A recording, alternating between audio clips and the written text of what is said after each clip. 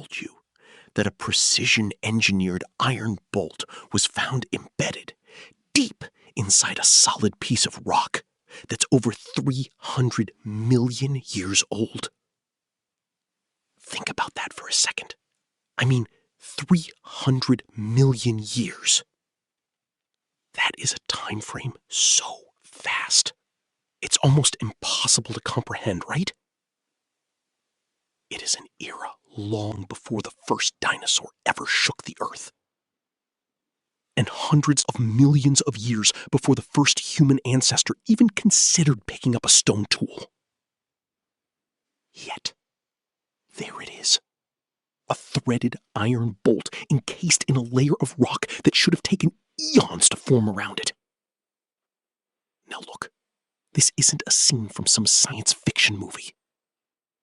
This is a physical anomaly, one that defies every law of archaeology and every single chapter of history we've ever been taught in school.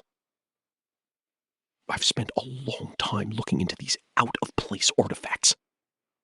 And what I've discovered, it's deeply unsettling. If this bolt is real, if it was truly forged in an era of swamps and primitive amphibians, then the history of the human race as we know it is a complete fabrication. The experts, they want to tell you it's just a geological fluke, right? Or maybe a trick of the light. But the more you look at the geometric precision of those threads, the more those excuses start to fall apart. It suggests that someone or something was walking this planet with advanced technology, while the rest of life was still crawling out of the primordial ooze. The stakes here, they couldn't be higher.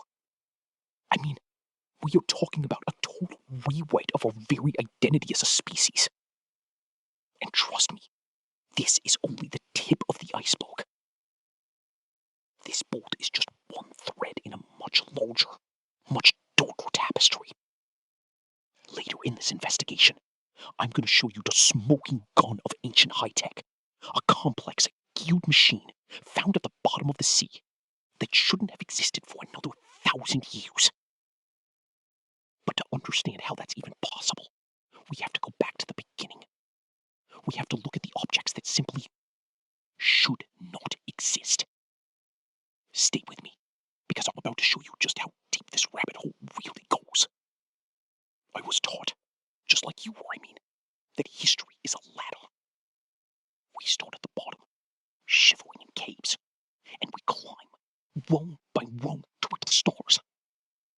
It's a very neat, very comfortable story, right? It suggests that progress is inevitable, and that we are the smartest, most advanced humans to ever walk the earth. But what if I told you that this ladder is fabrication? This is what I call the linear lie. You see, it's the official narrative pushed by every textbook in every university. It claims that humanity moved in a perfectly straight line, from primitive hunter-gatherers to the Industrial Revolution, with no deviations and absolutely no lost chapters. But this story only works if we ignore the evidence that is literally buried beneath our feet. When an archaeologist finds a piece of sharpened flint, it's celebrated as a tool of our ancestors.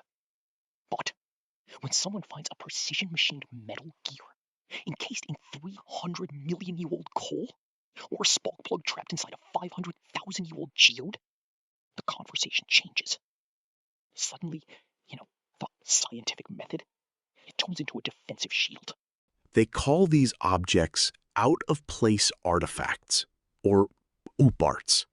It's a clinical, dismissive term, used to push these anomalies into the shadows, right? To mainstream academia, these are nothing more than geological flukes, or elaborate hoaxes. They have to be.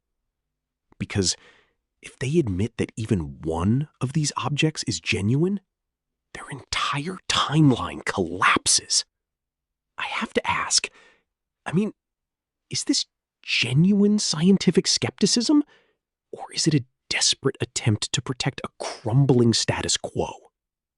You see, The gatekeepers of our history have built their careers, their reputations, and their entire worldview on the idea that we are the pinnacle of existence. If a high-tech civilization existed tens of thousands of years ago, everything they've taught us is a lie. We aren't just looking at random junk, We are looking at the fingerprints of a lost era. A period of human history that has been systematically erased from the records. It's a curiosity that turns into a chilling realization. The more impossible objects we find, the more it seems like we aren't the first ones to reach the top of that mountain. But why is the resistance to this idea so fierce? Why does it feel like there's a conscious effort to keep these discoveries out of the public eye? It's almost as if someone is standing at the gates of our past, deciding what we're allowed to see and what must stay buried. And as I've dug deeper into these suppressed archives, I found that the gatekeepers might have a very specific reason for their silence.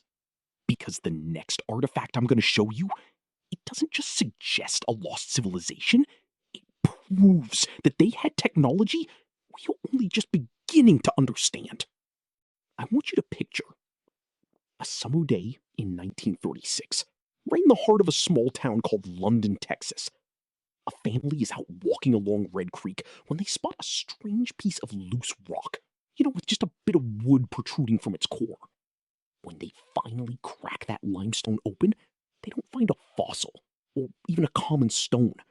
They find an iron hammer. Now, look, that might not sound like a conspiracy, until you realize the rock encasing that hammer was dated to the Cretaceous period. We are talking about a tool trapped in stone that is roughly 140 million years old. If I were to hand you this artifact today, you would feel the weight of a history that shouldn't exist. The handle is no longer wood. It has undergone the slow, agonizing process of petrification, turning into a cold, dense coal. The head of the hammer is crafted from 97% pure iron, a level of purity that is, quite frankly, impossible to achieve without modern metallurgical techniques. I have to ask, whose hands swung this tool?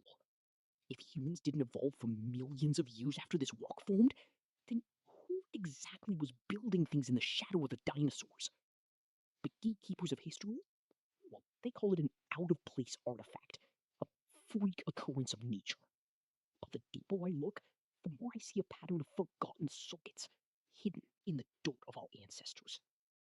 Take a trip with me, right across the globe, to the outskirts of Baghdad. In the 1930s, archaeologists pulled a series of unremarkable clay jars from the ruins of a 2,000-year-old village. But inside these jars, well, it wasn't wine or grain. They found copper cylinders and iron rods held in place by asphalt plugs. When you look at the design, it's impossible to ignore the truth. It's a battery. Close your eyes and just imagine the scene.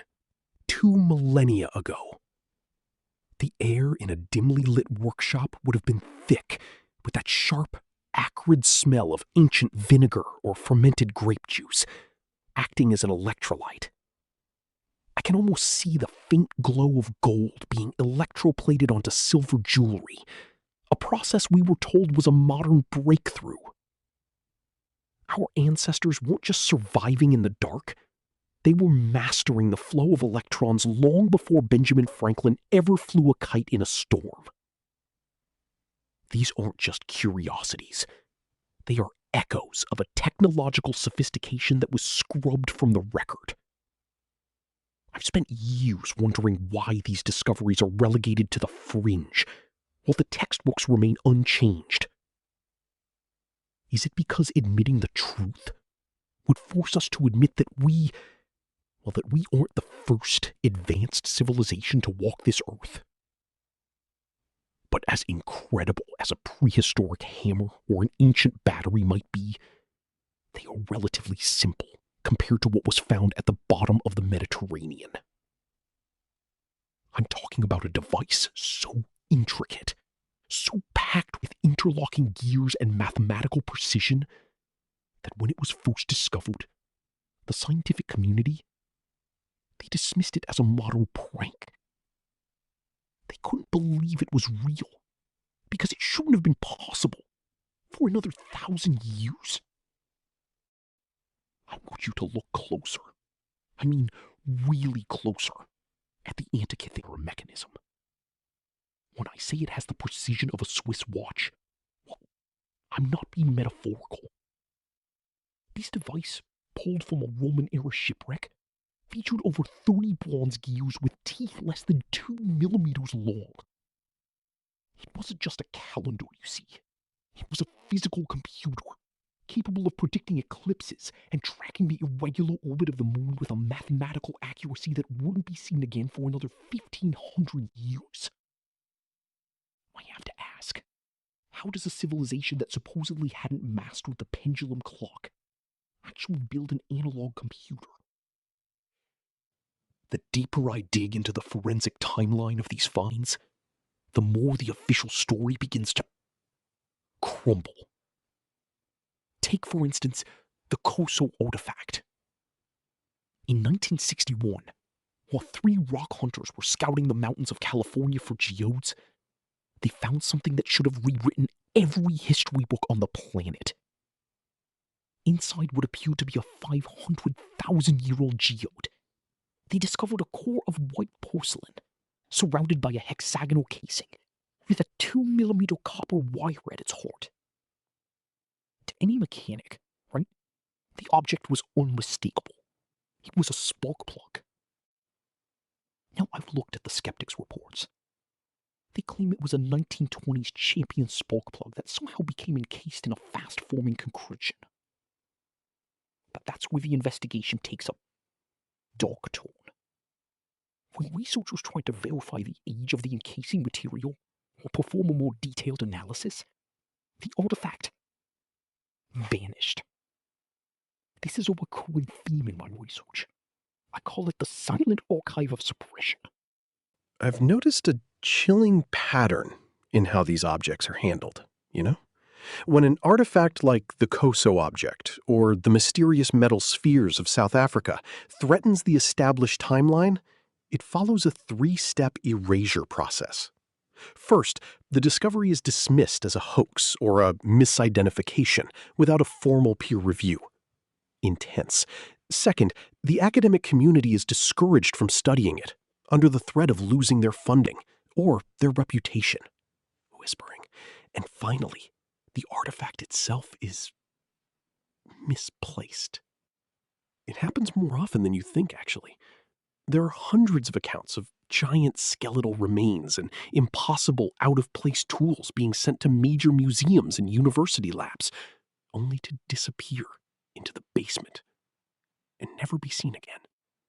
Atmospheric. I've spoken to whistleblowers who describe vast warehouses, modern-day tombs, where the truth goes to die because it's too inconvenient for the textbooks.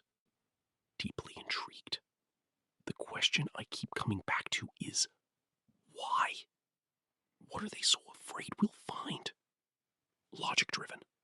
If we admit that a spark plug existed 1,000 years ago, or that the Greeks had computers, the entire house of cards falls down. Profound. It means we aren't the first, and we certainly aren't the smartest to ever walk this earth. But as I peel back the layers of these suppressed archives, I've realized the cover-up isn't just about hiding the past. It's about controlling the future. Profoundly serious. Because if you can keep a civilization from knowing its true origin, you can keep them from realizing what they're truly capable of. Epic. And as I turned my attention away from the Mediterranean and toward the dense jungles of the Americas, I found a set of artifacts that weren't just technologically advanced, they were biologically impossible. Low, gravelly, and atmospheric. I realized that these objects, these anomalies that shouldn't exist, well, they are more than just curiosities gathering dust in the basements of museums. You see, they are the jagged shards of a shattered mirror. And when I try to piece them together, The reflection I see, it isn't the history I was taught in school.